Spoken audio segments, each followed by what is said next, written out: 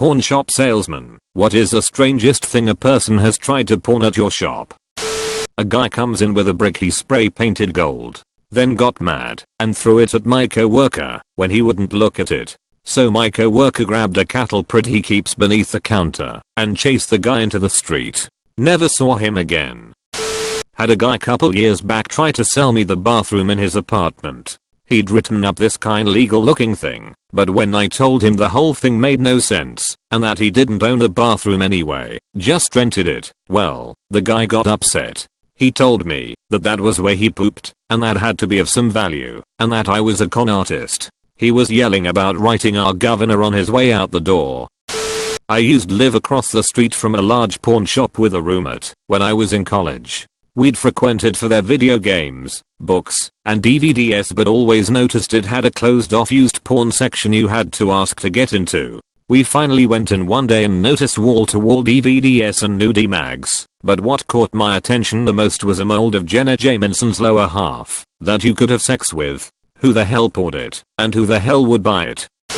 I used to work for one of those roadshow businesses, where we would set up shop in hotel banquet rooms, and buy people's collectibles from them. Most of the time people brought in things like coins, gold and silver, and vintage guitars. We were doing a show in Tennessee, and while I'm sitting there at my workstation, one of the guys that worked for me just started busting out laughing. I look over, and I see the lady that was sitting at his table walking out of the room. So I went over and asked him what was going on. He told me that she set shoebox down on his table, and when he asked what was in it, instead of her saying jewelry or coins or something normal that we see every day, she told him back in the 1960s I have a one night stand with Elvis Presley, and when he left my apartment I went into the bathroom and realized he didn't flush, so I saved it. She literally saved Elvis Presley's poop for 50 plus years. We didn't actually get to see it, nor would we have wanted to, but I couldn't imagine that it would still been preserved at all. Not me, but I have a buddy whose parents run a pawn shop. He had a lady come in with one of those gold-plated Pokemon cards from a Burger King promotion in the 90s, swearing it was solid gold and worth thousands. He told her there was no way it was gold, and that it was probably plated steel, but she wouldn't have it, and refused to leave until they examined it. To appease her he offered to test it, but warned her that if it wasn't real gold, the test would scar the card with a permanent black mark. He had her sign a waiver, did the test, and lo and behold the card got scarred, proving it was worthless. She immediately got pissed and threatened to sue. He reminded her about the waiver and she stormed off, leaving the card behind. I think the shop still has it too. I work at a coin store, and it is amazing the amount of people who think their pocket change is worth thousands. It is always weird when we get dental gold in. It is so creepy looking. Lady comes in with 4 or 5 Folgers cans filled with wheat pennies and wanted some exorbitant amount of money for them. We offered her the value of the pennies because that's all they're worth. She proceeds to flip shit and gets so upset that she decided to leave the cans on the counter rather than lug them back to her car. I had a man come in once with a shadow box that he picked up at an estate sale for a recently deceased doctor. The shadow box contained 6 or 8, can't recall exactly, pacemakers from the late 50s/early 60s to the 2010s. It was awesome seeing the evolution of these devices and just how much smaller they are now than they were when first invented in the late 50s/early 60s. Sadly I was unable to get them from the man B/C. He had spent over $100 for such a bit of decor. The pawn shop is a place I love and hate at the same time, for there is always something new. Prosthetic appendages, yes, more than one person. Think, I'll just leave my leg and hobble home. A glass eye. A truck that the customer had already title pawned with us and defaulted. That's right, we already owned the truck and he wanted to pawn it. I guess he forgot because meth. Diamond encrusted dildos. The store manager ended up taking them in. Can't remember for how much though. Also, a coworker told me about these little pony figurines he took in. There were probably 5 of them, and he did like $10 each. The lady ended up paying interest on them for about 5 years before finally getting them out. I worked at an auction house and had a woman come in trying to sell a bunch of silverware that was stainless steel, but she kept claiming they were sterling silver. When we kept refusing her, she started going crazy and said she would go out and throw herself in front of a car with a note on her reading that we killed her from a deal if we didn't buy her stuff. We called the cops while we pretended to look at and test the silverware. Turns out she was wanted on selling and buying drugs. No one was surprised. I'm late to the party here, but here goes. Back in 06207 worked in a pawn shop. Nice one too. They can actually be found on the stock market. So, guy comes in, obvious crackhead. Walks in the door straight to the bins of loose tools. Nothing out of the ordinary, yet. Grabs a pair of pliers, walks up to the counter. Guess who is standing there? Yours truly. He then takes the pliers and pulls out 4 gold teeth and tries to hand them to me to sell as scrap gold. I noped the fuck out of that deal. Boss later chucked him from the store. Not an employee, but there is a pawn shop near my home that I frequent. Place got robbed, and one of the things they took in the smash and grabbed was a custom pistol, had a huge compensator on it, looked like it came out of a Hitman movie, even had the custom maker's name on the gun. I was in there about a week plus later, and a crackhead came in with the gun to pawn it. Not a pawn shop employee, former client back in the druggy days. Once I got $10 for a case of 24 cans of Campbell's tomato soup, and another $10 for the special internet cable for an Og's box way back in the day, just a green Ethernet cable lol. They were pretty tolerant with me though. I had a good history with them, meaning I was a frequent client, like every second day, with a history of always coming back to get my stuff, or faithfully paying the interests each month to renew the contract. Plus I constantly shop there to buy and trade used games.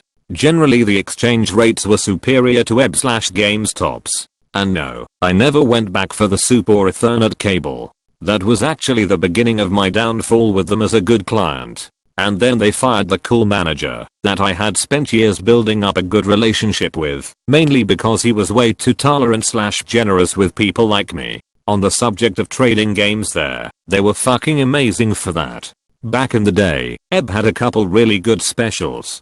Automatic $20 credit if you brought them 5 games or more, and B, extra credit if you brought them titles from their most wanted list. Example, when a new title from a franchise was released, they would pay extra for previous titles from said franchise, such as 4 copies of Oblivion when Skyrim was released, because many folks who might be interested in Skyrim might be more inclined to check out older titles from the series. Here in tiny Quebec City, I could hop on my bike and check all the 4 to 5 pawn shops in the downtown core for valued titles within an hour. They usually had great prices as well, 2 to 3 games for $10 sometime, because at a pawn shop, floor space is king, and just as important to them as actual profits. $20 to $30 out of pocket maximum would get me 3 to 4 copies of Oblivion and a couple other games. Off I'd go with that to EB, giving me enough credit to buy my used copy of Skyrim at half price, instead of $40 to $60.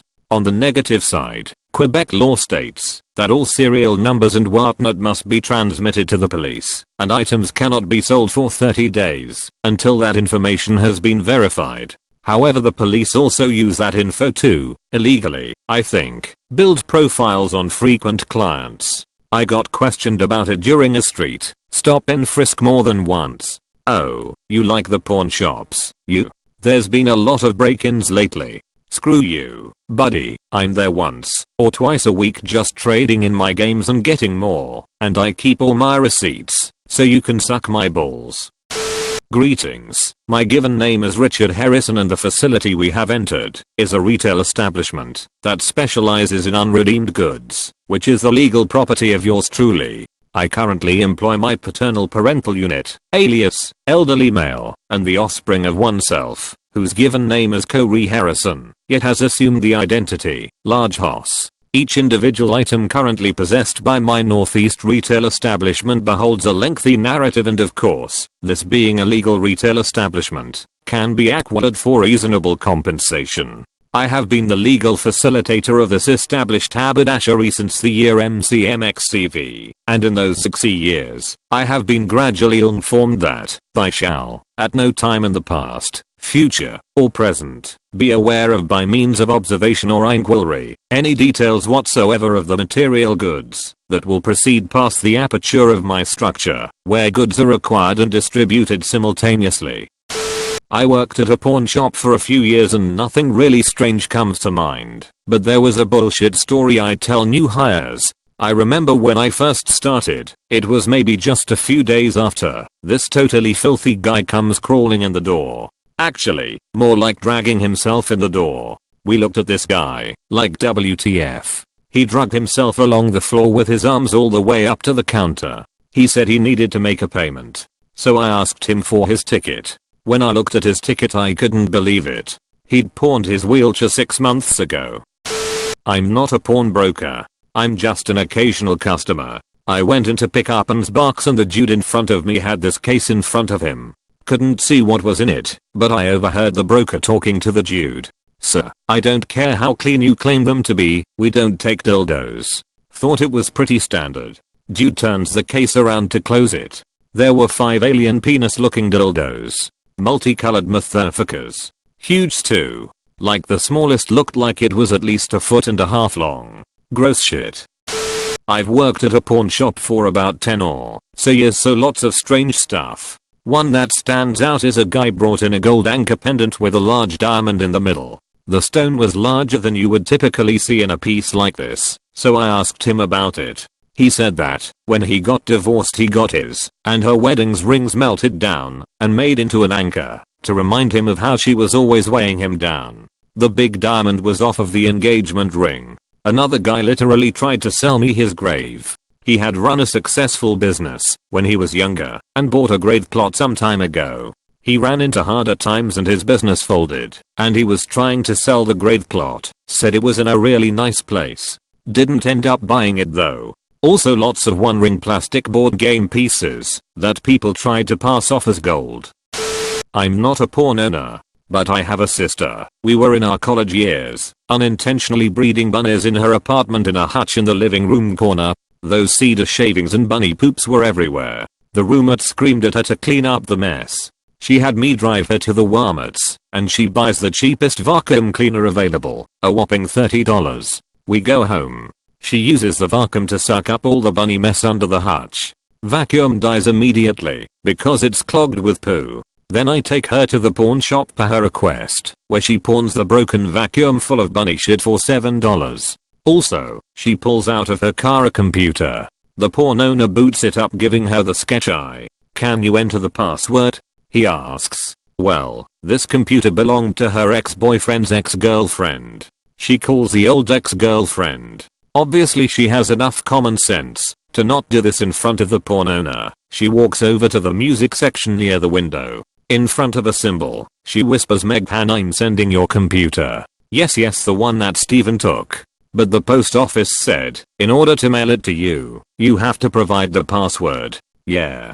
It's for security purposes. Meghan gives her the password. She pawns the computer for $40. We then go drink $47 worth of Irish car bombs in the Russian bar. And lived happily ever after. TLDR, my little sister pawned a broken poop hoover and a locked computer for our drinking monies. Oh lord. Where to begin?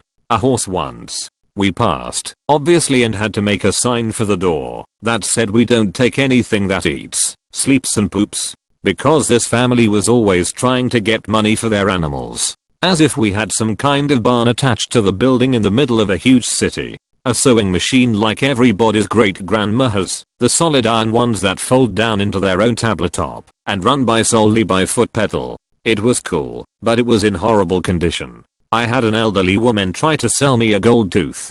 That was normal. What wasn't normal was the fact that she took the bridge out of her mouth and slapped it on the counter, and got offended when I wouldn't pick it up. Most people brought gold teeth in a little baggie, or asked for a piece of paper towel, so we didn't have to touch them. She actually expected me to pick up her fresh out the mouth tooth with my bare hands. We got some awesome stuff in our shops, though. Even had a few instances of let me call my guitar/record/jewelry guy and get them down here. They'll be a huge help.